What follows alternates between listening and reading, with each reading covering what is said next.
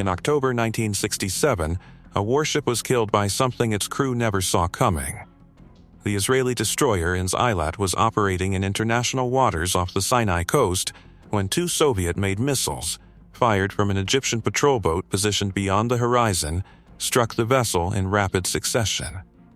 The ship burned for hours before sinking. 47 Israeli sailors died, and the Egyptian Navy accomplished this without closing to visual range, without its crew ever seeing the ship they destroyed. That single engagement made every surface vessel in the Israeli Navy obsolete overnight. Not damaged, not outmatched. Obsolete, because the doctrine, the training, the entire architecture of Israeli naval power had been built around a kind of warfare that had just been rendered irrelevant by a weapons system Israel did not possess and had not prepared for. There was one man in Europe who understood precisely what needed to happen next, and precisely how difficult it was going to be to make it happen. Something for you before we go further, since you clearly cannot get enough of stories like these. Our limited edition ebook covers the intelligence methods behind operations in this same lineage, the commercial covers, the layered deceptions, the transactions built to look ordinary. Scan the QR code on the screen to grab your copy, or click the link in the description. Then stay with us. This story is just getting started. His name was Mordecai Limon, former commander of the Israeli Navy and by 1967 the head of Israel's military purchasing mission in Paris. He was not a man who generated headlines. He was not the kind of officer who appeared in photographs with politicians or gave speeches at military ceremonies. He was the kind of man who knew which French defense official ate lunch at which restaurant on which day of the week, and who had spent 15 years building the kind of relationships in European defense circles that do not appear in any official record. Limon had already been working the problem. France was building something in Cherbourg, a fast, missile-capable patrol boat called the Sayar class, designed for exactly the kind of littoral warfare the Eastern Mediterranean required. Israel had negotiated a contract for 12 of them. 7 had already been delivered and were operational. 5 more were under construction or near completion at the CMA shipyard on the Normandy coast. Then, in December 1968, everything that Limon had spent years building quietly collapsed. Israel struck Beirut International Airport. It was a military reprisal, precise, deliberate, aimed at aircraft linked to Palestinian militant operations following an attack on an El Al flight in Athens. France condemned it. And French President Charles de Gaulle, who had been moving toward a broader strategic repositioning away from Israel and toward Arab world engagement, used the strike as the moment to draw a hard line. Total arms embargo. No French military equipment to Israel. No exceptions, no timeline, no negotiation.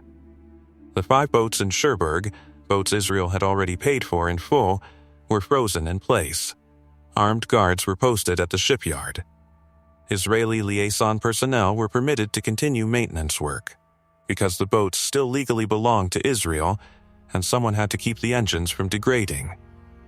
But departure was categorically prohibited. Limon spent 8 months watching diplomatic channels produce nothing. The French position was not a bargaining posture. It was a policy. And when de Gaulle resigned in April 1969 and Georges Pompidou took office, the embargo did not soften. It calcified. That is when Limon began asking a question that the Israeli government had not yet asked officially. What if departure didn't require French authorization at all?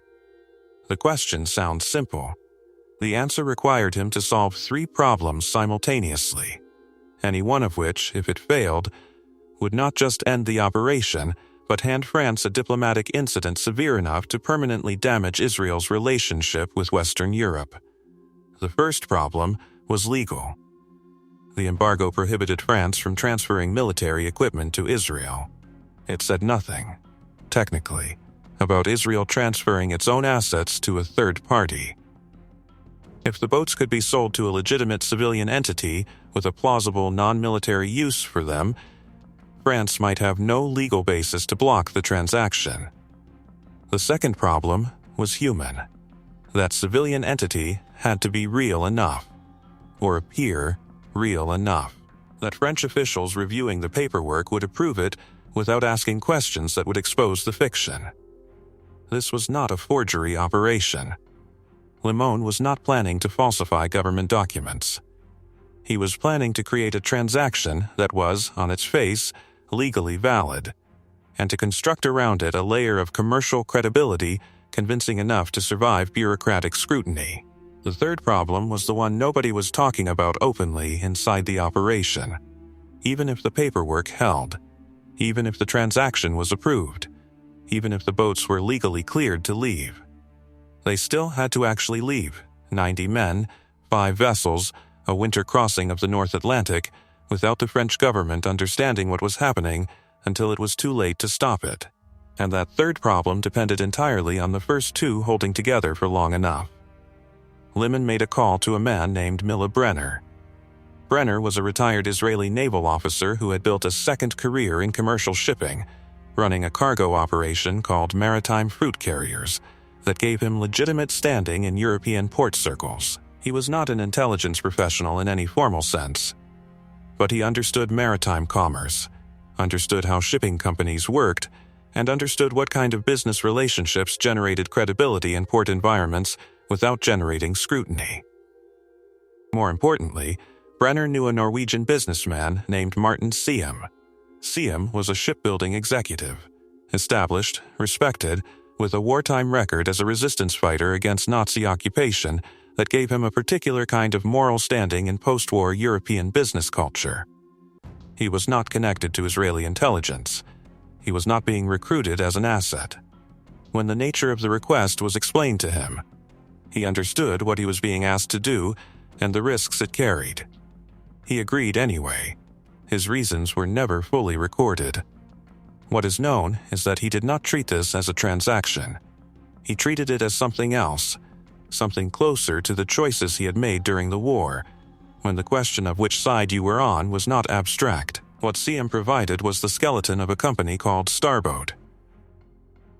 Registered in Panama, a standard commercial jurisdiction chosen specifically for its minimal disclosure requirements, but presented publicly as a Norwegian entity, with Siem's involvement supplying the human credibility that a Panama registration alone could not generate.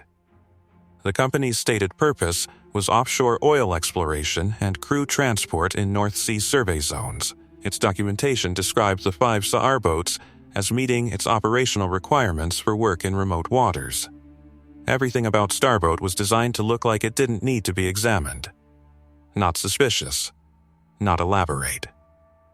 Just a mid-sized Norwegian energy company making a routine commercial acquisition of patrol-capable vessels for civilian purposes. The kind of transaction that crosses a French defense official's desk and goes into the approval pile because nothing about it triggers the instinct to look closer. Limon brought the proposal to the French Defense Ministry through proper channels. He announced that Israel, having abandoned any expectation of recovering the boats through diplomatic means, had decided to sell them commercially. He presented the Starboat documentation. He sat across from French officials and conducted what appeared to be a routine negotiation, including staged disagreements with Starboat representatives over price and delivery specifications, designed to make the transaction appear genuinely arm's length. The French Defense Minister Michel Debert reviewed the file. He consulted with relevant officials. He found the documentation in order. He concluded that a commercial sale of Israeli-owned assets to a Norwegian oil company fell outside the scope of the embargo, which had been framed as a prohibition on French arms transfers to Israel, not a prohibition on Israel disposing of its own property to third parties. He approved it. He signed it. And here is the question that doesn't have a clean answer. Did Debert know? Not in the sense of having proof, not in the sense of a formal briefing or an explicit acknowledgement. But French intelligence services had files on Limon. They knew who he was. They knew his role. And a transaction this neat, appearing this suddenly, structured this precisely to fit the narrow legal gap in the embargo. It did not emerge from a vacuum. Some officials in the French system had seen enough of Limon's work over the years to have opinions about what this was. Whether those opinions were communicated upward, and what happened to them, if they were, is something the French government has never fully clarified. What is documented is that de Boer signed the paperwork. The 5 boats were now the legal property of Starboat Company of Panama. And somewhere in Cherbourg, Mordechai Liman was looking at a departure problem that was about to become considerably more complicated than anyone in Tel Aviv had anticipated. The approval had come through.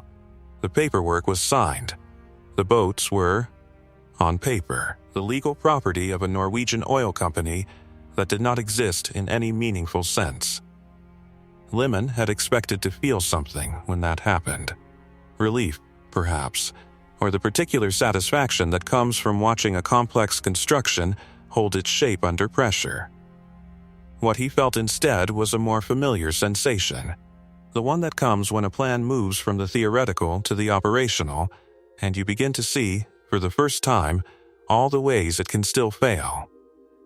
Because the paperwork was only the first layer, and the first layer, Liman knew, was always the easiest one to build. The immediate problem was personnel. The boats needed crews. Not skeleton crews for short harbor trials, full operational crews capable of navigating 5 vessels across the Atlantic in December, through some of the most hostile sea conditions in the Northern Hemisphere, and then another 2,000 kilometers through the Mediterranean to Haifa. Each boat required a minimum of 12 to 15 men with genuine naval competence. Multiplied across 5 vessels, that meant somewhere between 60 and 90 Israeli naval officers needed to be physically present in Cherbourg before departure. Without the French port authorities, local police, or any of the civilian population noticing that a small military operation had quietly assembled itself inside a French coastal city. The cover for this was simple in concept and operationally demanding in execution. The men would arrive in civilian clothing. They would enter France through different European transit points, Amsterdam, Frankfurt, Zurich, Rome, on separate flights, carrying personal documentation that described them as tourists, businessmen, or maritime contractors. They would check into different hotels. They would avoid speaking Hebrew in public spaces. They would not gather in groups larger than 2 or 3 in any location that could be observed. This kind of tradecraft is straightforward when you are moving 3 or 4 people.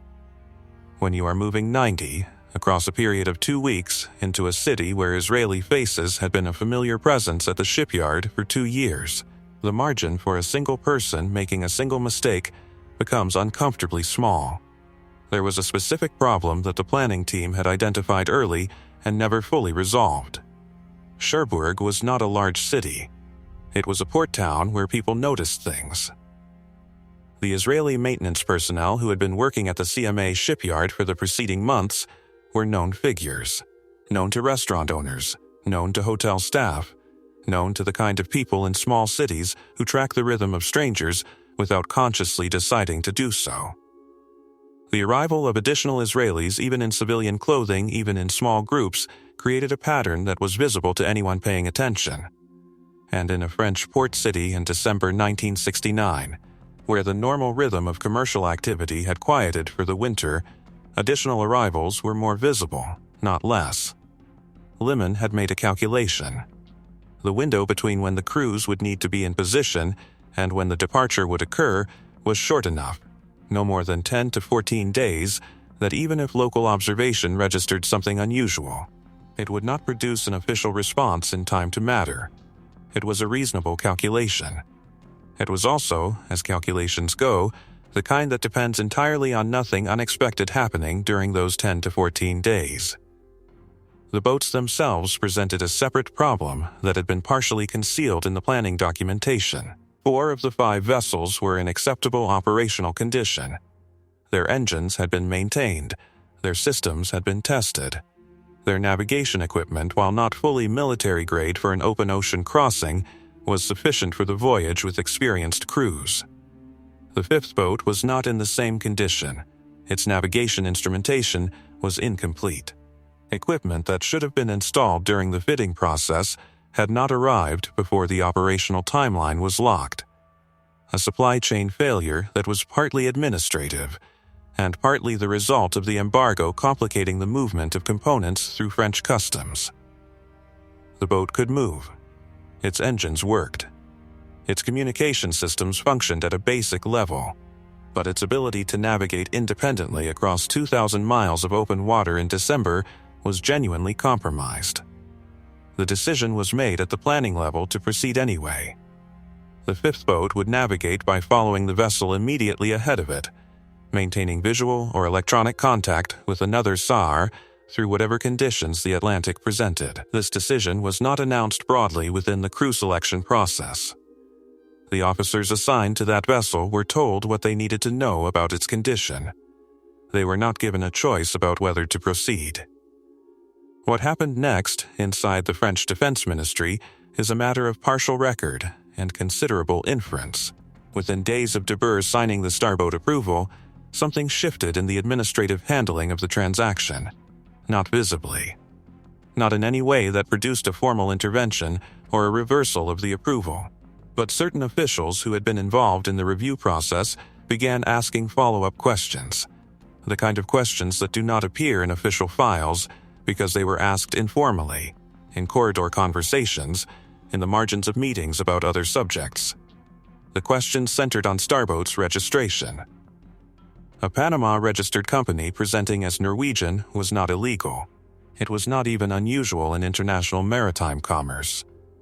But it was the kind of structure that, when examined by someone already looking for irregularities, invites further examination. One official had made inquiries through a back channel to Norwegian commercial registries.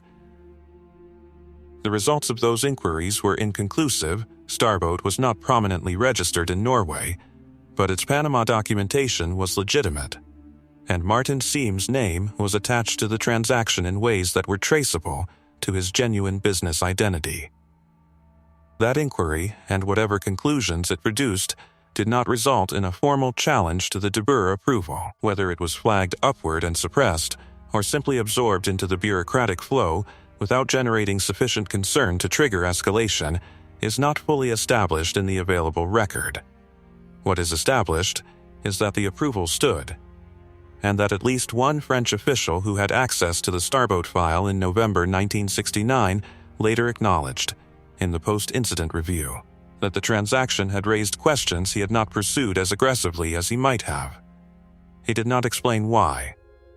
This is the moment where the operation reveals itself to be something more complicated than what it appeared to be on either side.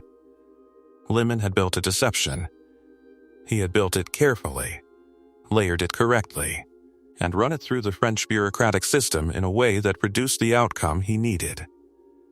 He believed at the point of de Boer's signature that the deception had worked, that the French government had reviewed a commercial transaction, found it legitimate, and approved it without understanding what it actually was. He was right about the outcome. He was wrong about the mechanism, because the deception had not succeeded uniformly across the French system. It had succeeded at the ministerial level. De Boer had reviewed the file and found it in order. But below that level, in the operational and analytical layers of the Defense Ministry and French intelligence, the picture was more complicated. There were officials who had looked at the Starboat transaction and seen something that did not sit cleanly as a routine commercial sale. Some of those officials had raised questions. Those questions had not been suppressed in any organized sense. There was no coordinated effort within the French government to allow the boats to leave. What had happened was more structural than conspiratorial. The French bureaucratic system, like most large institutional systems, resolves ambiguous situations through the path of least resistance. The de Boer approval existed. Challenging it required generating sufficient grounds to override a ministerial decision, a high bar in any government, and a particularly high bar in late 1969 France, where the Pompidou administration was navigating its own complicated relationship with both the Israeli question and the legacy of de Gaulle's embargo. The officials who were uncertain about Starboat did not have proof of Israeli involvement. They had suspicion, and suspicion in a bureaucratic context produces caution rather than action, unless someone is willing to carry it upward and absorb the institutional cost of being wrong. Nobody was willing to carry it upward, and so the approval held, not because the deception was perfect, but because the institutional environment made challenging an imperfect deception more costly than allowing it to proceed. Lemon had designed a lie strong enough to pass review. What he had not anticipated was that it would also pass review in places where it was not entirely believed, because the people who doubted it had their own reasons for not saying so loudly enough to matter. This created a problem that Lemon did not recognize until after the operation was over. If the deception had worked cleanly, if every French official who reviewed the Starboat file had genuinely believed it was a routine commercial transaction, then France's post-discovery response would have been the response of a government that had been fooled. Outrage, diplomatic protest, demands for accountability. The full register of a sovereign state responding to having been deceived on its own soil. But if certain French officials had suspected something and chosen not to act, then France's post-discovery response would be complicated by the government's own partial complicity. It could not perform full outrage without implicitly raising questions about why the internal concerns that had been raised had not produced intervention. This was not leverage that Lemon had planned to acquire. He had not designed the operation to produce institutional complicity on the French side. He had simply built a commercial cover plausible enough to survive scrutiny. The complicity was a byproduct, an accidental structural outcome of the gap between what certain French officials suspected and what the system gave them the means or the incentive to do about it. It would shape everything that came after. But in early December 1969, none of that was visible yet. What was visible was a departure window closing in. 90 men distributed across Cherbourg hotel rooms, one boat without adequate navigation equipment, and a weather system building in the Bay of Biscay that the meteorologist attached to the operation was watching with increasing concern. The plan had been approved. The cover was in place. The crews were in position. And the North Atlantic, which answers to no government and no deception, was about to introduce a variable that none of the planning had accounted for. The departure was scheduled for the evening of December 24th. Christmas Eve had not been chosen for symbolic reasons. It had been chosen because the French administrative calendar creates, around the Christmas period, a predictable and well-documented thinning of institutional attention. Port officials on reduced holiday staffing. Harbor master's office running at minimum. The kind of ambient social distraction that makes a city simultaneously more crowded and less observant than usual. The plan called for engines to be started at 20:00. Boats would depart the harbor one at a time, at intervals of several minutes, to avoid presenting the visual signature of a coordinated formation departure. Once clear of the harbor entrance, they would form up in international waters and proceed south-southwest, passing well clear of the French coastline before turning east toward Gibraltar. At 19:30, the meteorologist attached to the operation delivered his assessment. It was not the assessment anyone had been waiting for. A weather system had been building in the Bay of Biscay for 36 hours. What the meteorologist was now describing was not a routine winter swell. It was a force 9. Sustained winds above 47 miles per hour. Wave heights in the open Atlantic approaching 8 to 10 meters. Conditions that made a 2,000-mile voyage in small, fast patrol boats not merely uncomfortable but genuinely dangerous. The Saar-class vessels had been designed for Mediterranean operations. They were fast, maneuverable, effective in the confined and relatively sheltered waters of the eastern Mediterranean.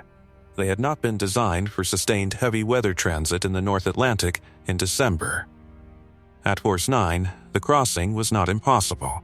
It was the kind of crossing where the gap between possible and catastrophic depends on decisions made in real time by people who are already exhausted and operating at the edge of their competence. The departure window for 2030 was held open. The crews were in position. The engines were ready. At 2015, the meteorologist confirmed the system was not moving fast enough to clear before morning. The 2030 departure did not happen. the men sat with it. 90 people distributed across 5 vessels in a harbor that was not their harbor, in a city where their presence was already a risk that had been accumulating for 2 weeks, waiting for a weather window that the North Atlantic was not providing. The abort question was raised. Not formally, not as a command decision presented for official consideration, but in the way abort questions are always raised in operations that have been running long enough to accumulate tension.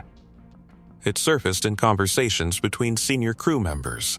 It surfaced in the meteorologist's language, which was becoming incrementally more careful in the way that technical language becomes careful when the person using it is aware that their assessment is going to influence a decision with consequences they do not want to own.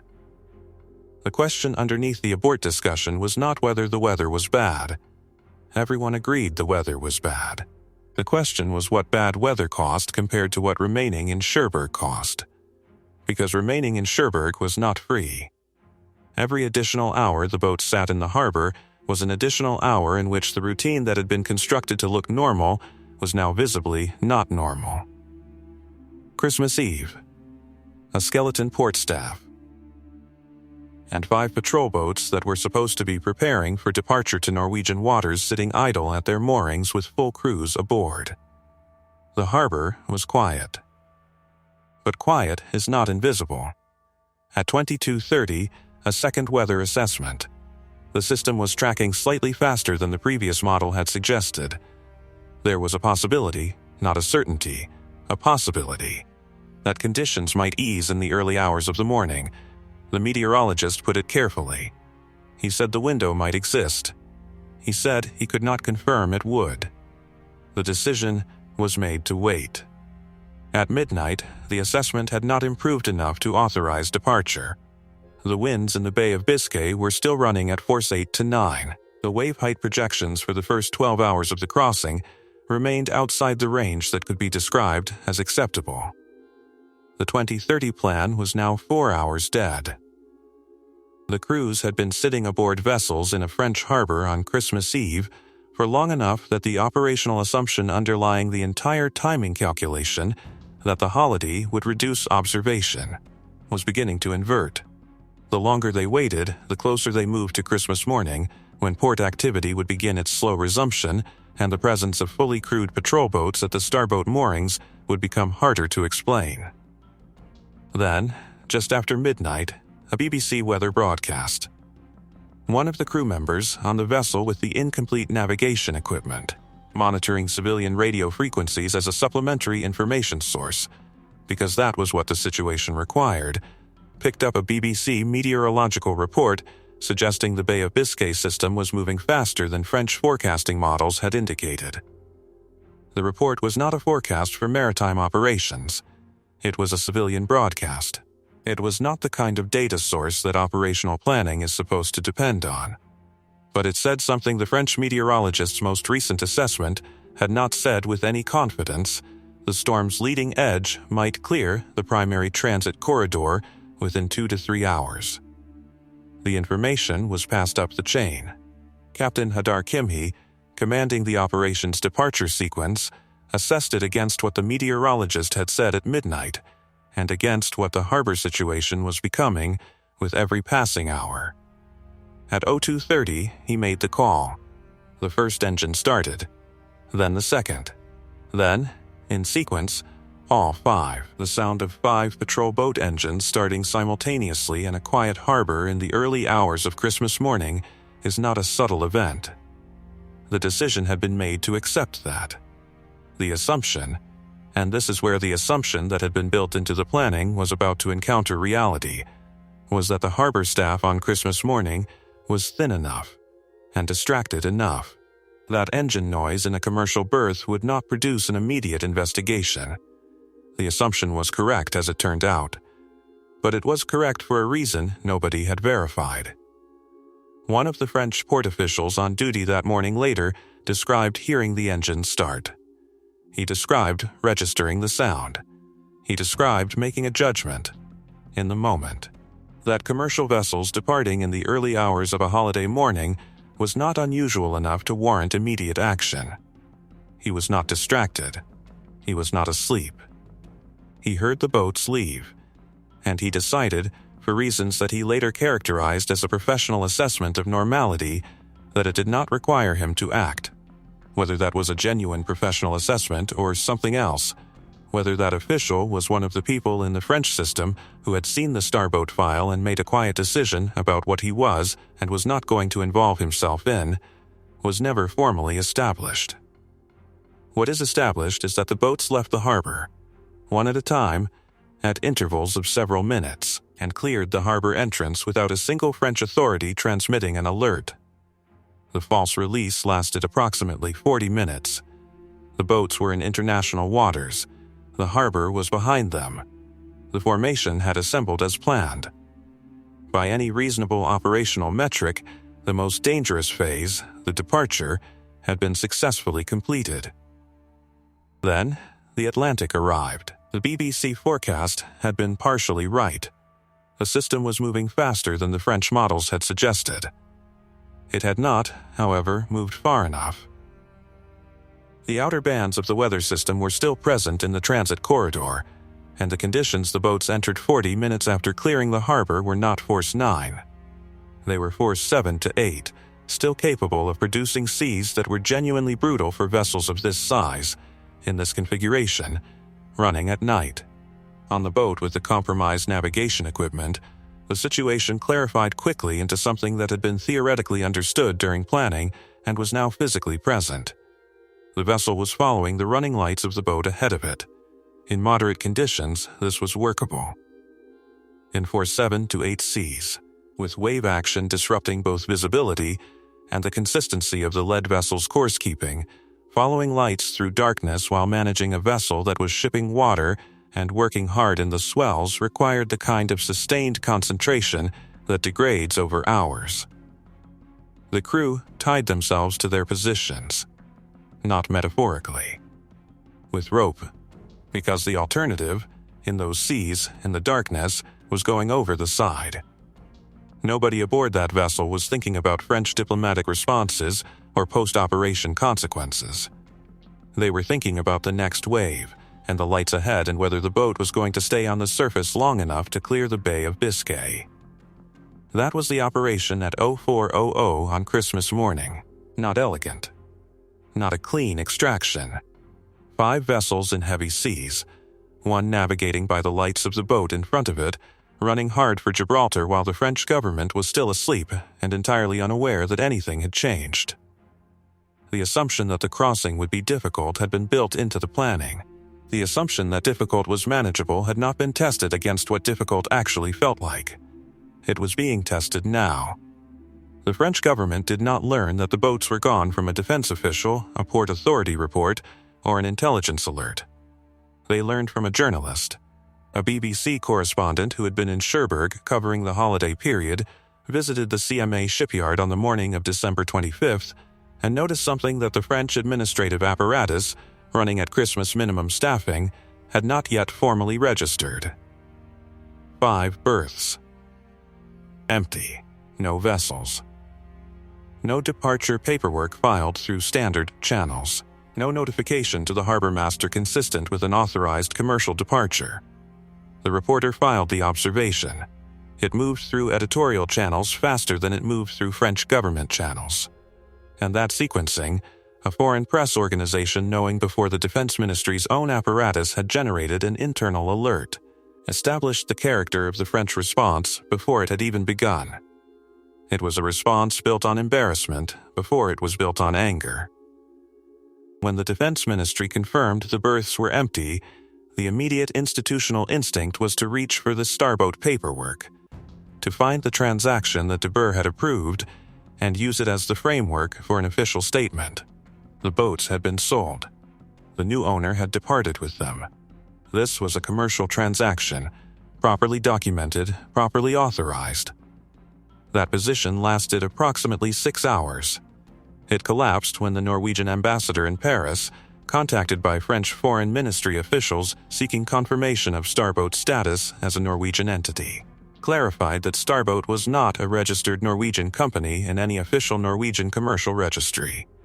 The Panama registration was legitimate. The commercial documentation was legitimate.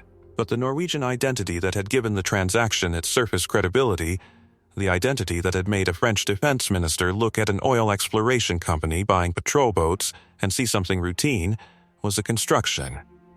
Martin Siem was Norwegian. The company he had helped create was not.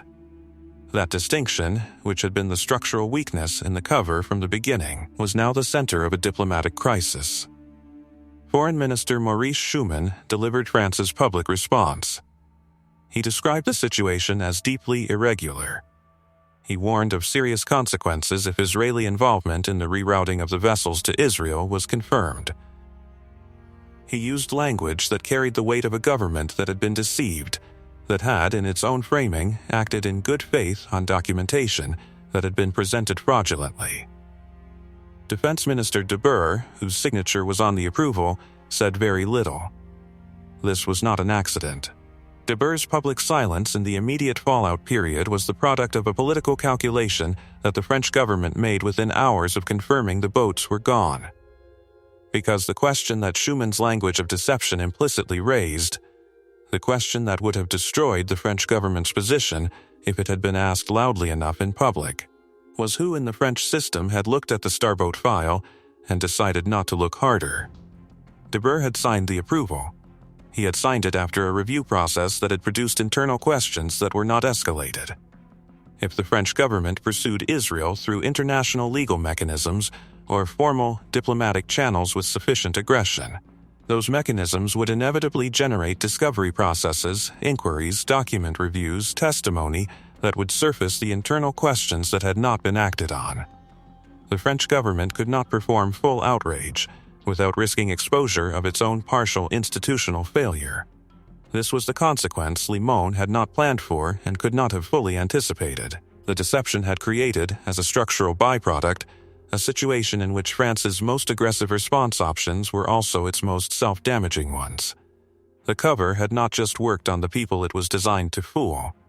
It had worked in a more complicated way. It had given France reasons to limit the force of its own response. The French Air Force was briefly considered as an interdiction option. There was a proposal, in the immediate hours after discovery, to deploy aircraft to locate and turn back the flotilla before it cleared French territorial waters. That proposal was evaluated and set aside, partly because the boats were already beyond the range where interdiction was straightforward, and partly because the legal and political basis for a French military response to the departure of vessels that had been legally sold to a third party was genuinely unclear. France issued diplomatic protests. It suspended remaining defense cooperation arrangements with Israel. It expressed, through formal channels, the full register of a sovereign state's institutional displeasure. It did not pursue the boats. The 5 Sa'ar-class vessels arrived in Haifa on December 31, 1969. They were immediately placed under Israeli naval command and began the process of being armed with Gabriel anti-ship missiles and fitted with the electronic warfare systems that Israeli naval engineers had been developing in parallel with the Cherbourg operation.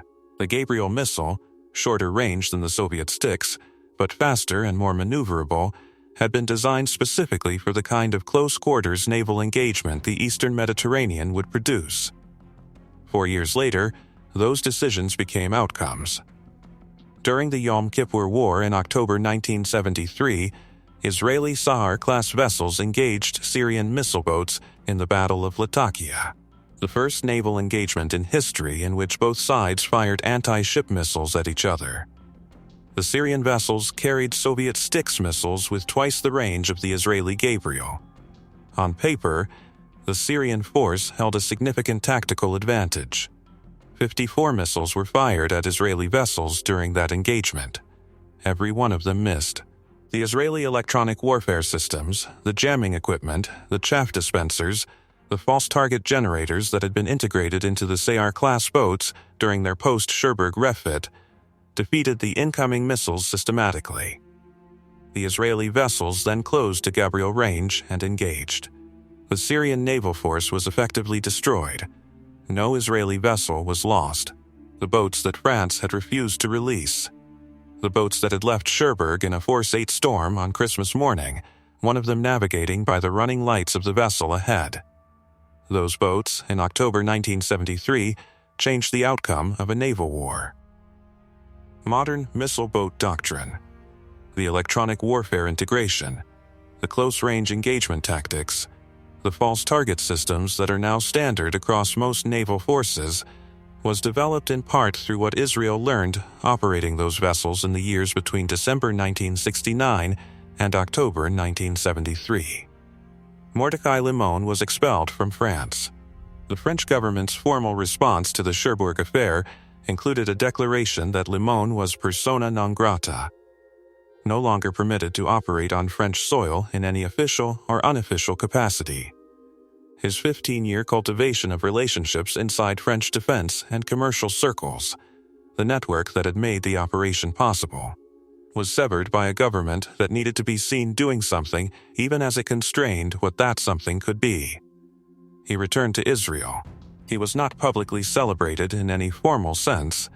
The Israeli government's official posture in the immediate aftermath was one of careful ambiguity, acknowledging Israeli naval ownership of the boats while declining to confirm the operational details of how they had left Cherbourg. This was the institutional cost of an operation that had been designed to be deniable. The people who ran it could not be recognized for running it without destroying the deniability that had made it survivable diplomatically. Limon spent the rest of his career in Israel. He understood, in the way that people who have run operations of this kind come to understand, that the thing he had built in Cherbourg, the 15 years of relationships, the institutional access, the cultivated trust, was not recoverable. It had been spent. The operation had required spending it, and the operation had been necessary, and those two facts coexisted without resolving into anything clean. What remained was the outcome. 5 boats in Haifa, 54 missiles that missed, a naval doctrine that outlasted the Cold War, and a method, the commercial cover, the layered deception, the transaction that looked like something ordinary that did not end in Cherbourg. That method had a lineage before Cherbourg and a lineage after it.